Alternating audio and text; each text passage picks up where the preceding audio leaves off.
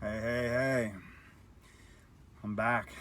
I'm at MacArthur Park here in Los Angeles, and boy, this is the first night after sleeping in the parking lot in Koreatown, part of the program that helps people in transition, homeless, and marginalized. So, really great program. It's rough in the sense could be way rougher, and but just you got to be up early, and I'm a little worse for wear because of that, and I'm a little bit haggard, I think, from these treatments so far, which I'm going to do my first one.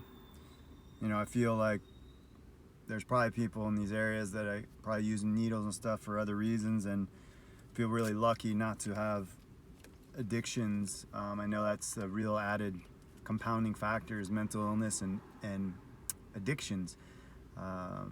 So just counting my blessings, so to say, that I have the chronic illness. But if I had any one of those two, I probably wouldn't be here still. And instead, I'm very lucky I'm using this for medicinal purposes for myself. And I'm going to do the proper things, and I'm going to plug a little bit because I really believe in this group. It's called Defense Soap.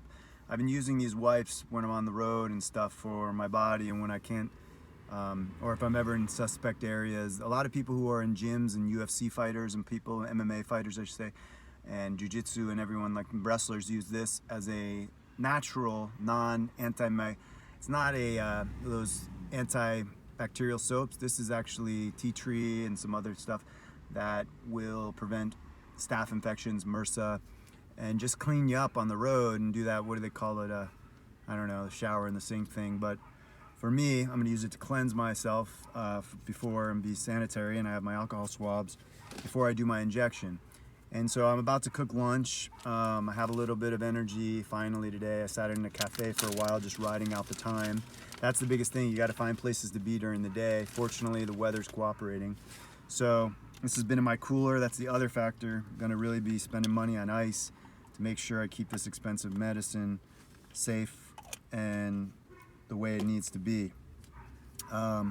Those of you who have seen this before, I don't want to bore you, fast forward, but I am going to first use these. I'm not sponsored by any of these items, by the way. This isn't a commercial, but I do hope down the line some of the people and the businesses and places that the items that I use will either help sponsor me or, you know, provide some of the items, because the only way I'm going to be able to keep doing this on the road is if I end up with some monetization in some way of the stuff I'm doing. That being said, that's not my primary goal with this at all. My primary goal with all of this, and those who know me well, I think will understand and be able to tell you, my primary goal is awareness, advocacy. And if I have to make my money in other places, great. But while I'm trying to get treatment and stuff on the road, this is going to be, I believe, the best method for me, and a way I can kind of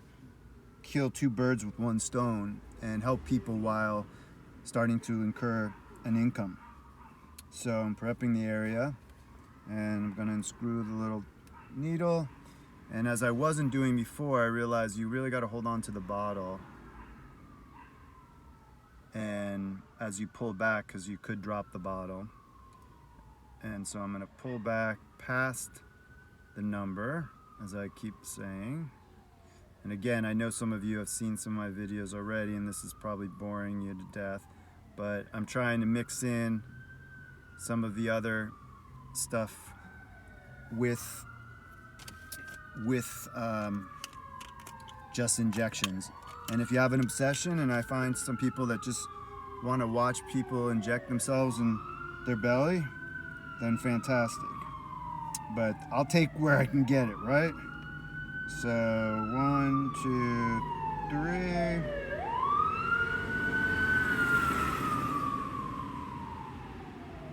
Out. Done.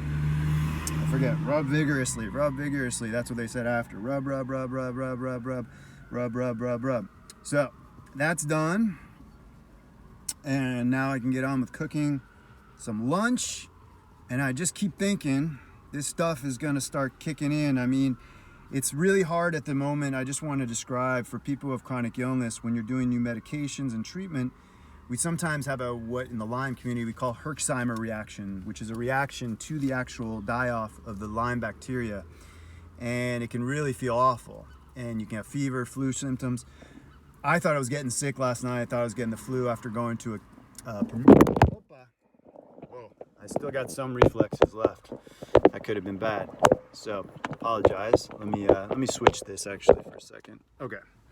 So, I went to an event with a lot of children yesterday for a premiere for a web series of my friend. It was a free event. And it's like, I joke, I don't go to events with kiddos in the winter because I just can't risk running the gauntlet of flu and cold viruses. But I was feeling good, so I risked it, but I really felt like I was coming down with something after. I believe it was either reaction to this new treatment, or I'm just, bouncing around. My body's stressed and I've been on a roll with things. These are what my normal crashes feel like, which I think that's more of what it was last night.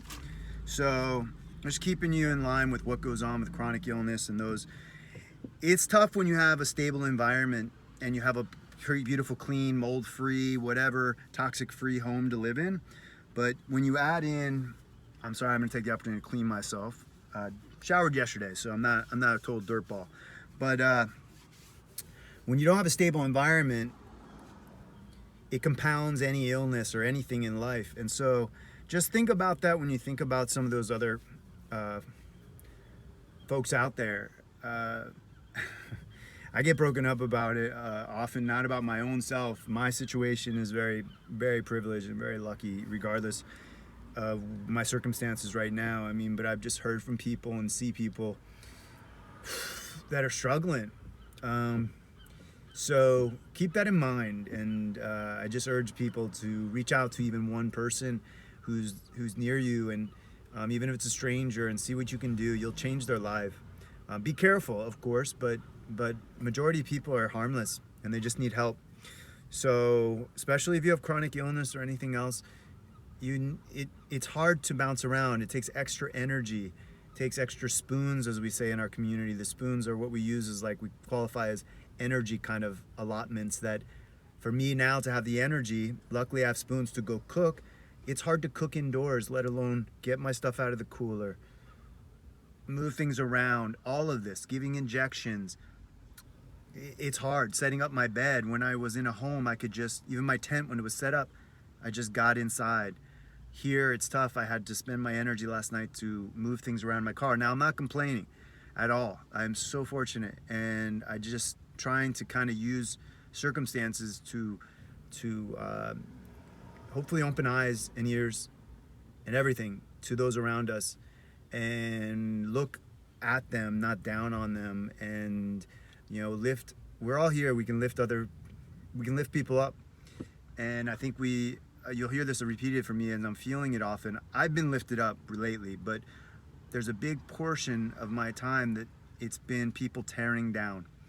So not only not neutral, but bringing down, because we have this fear that if another's happiness or another's positivity or something is taking away from our own. And the truth is, it couldn't be farther from the truth. There's an unlimited supply of positivity and just good things that can happen for everyone, regardless of somebody else's allotment.